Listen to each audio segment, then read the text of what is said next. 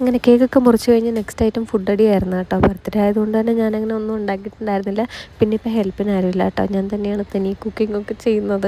എല്ലാ വീട്ടിലും അങ്ങനെയാണെന്ന് അറിയാം കേട്ടോ. ഇവിടെ പക്ഷേ എല്ലാവരും വർക്കിംഗ് ആവുന്ന വീടുകളിൽ ഹെൽപ്പിനൊക്കെ ആരെങ്കിലും വരുന്നത് നോർമലാണ് കേട്ടോ. പിന്നെ ബർത്ത്ഡേ ആയതുകൊണ്ട് സ്പെഷ്യലായിട്ട് എന്തെങ്കിലുമൊക്കെ പുറത്തുനിന്ന് വാങ്ങാമെന്ന് വിചാരിച്ചാൽ അങ്ങനെ ബിരിയാണിയും ഇറച്ചിച്ചോറും പിന്നെ കേക്കും പിസ്സയും എല്ലാം വാങ്ങിച്ചിട്ടുണ്ടായിരുന്നു കേട്ടോ. പിന്നെ കുറച്ച് കൂൾ ഡ്രിങ്ക്സും. വൈഷുവിന് ഞാൻ സാധാരണ അങ്ങനെ കൂൾ ഡ്രിങ്ക്സ് കൊടുക്കാറില്ല.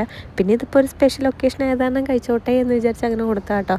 അപ്പോൾ ആൾ തനിയെ വന്ന് ഗ്ലാസ്സൊക്കെ എടുത്തുകൊണ്ട് പോയി തന്നെ ഒഴിച്ചൊക്കെ കുടിക്കുന്നുണ്ടായിരുന്നു കേട്ടോ. ഞാൻ പിന്നെ ഇടയിൽ അതിൽ കുറച്ച് വെള്ളമൊക്കെ മിക്സ് ചെയ്ത് അങ്ങനെയൊക്കെ കൊടുത്തായിരുന്നു. സാധാരണ ഇതൊന്നും വാങ്ങിച്ച് വീട്ടിൽ വെക്കാറില്ല കേട്ടോ. പിന്നെ പ്രിങ്കിൾസും ലേസും എല്ലാം വാങ്ങിച്ചിട്ടുണ്ടായിരുന്നു. അപ്പോൾ ഇന്നത്തെ ദിവസം വൈഷുവിന് നല്ല കുശാലായിരുന്നു. സാധാരണ ഇങ്ങനത്തെ സാധനങ്ങളൊന്നും കിട്ടാറില്ലാത്തതുകൊണ്ട് ഇന്നിപ്പോൾ കിട്ടിയപ്പോൾ ഭയങ്കര സന്തോഷമായിരുന്നു. പിന്നെ ഫുഡൊക്കെ എടുത്തു. ഫുഡ് ബിരിയാണിയും പിന്നെ ഇറച്ചിച്ചോറും ഒക്കെ ആയിരുന്നു. അപ്പം അത് ഞങ്ങളും കൂടെ കഴിച്ചു. പിന്നെ വൈനും ഒക്കെ വാങ്ങിച്ചിട്ടുണ്ടായിരുന്നു കേട്ടോ.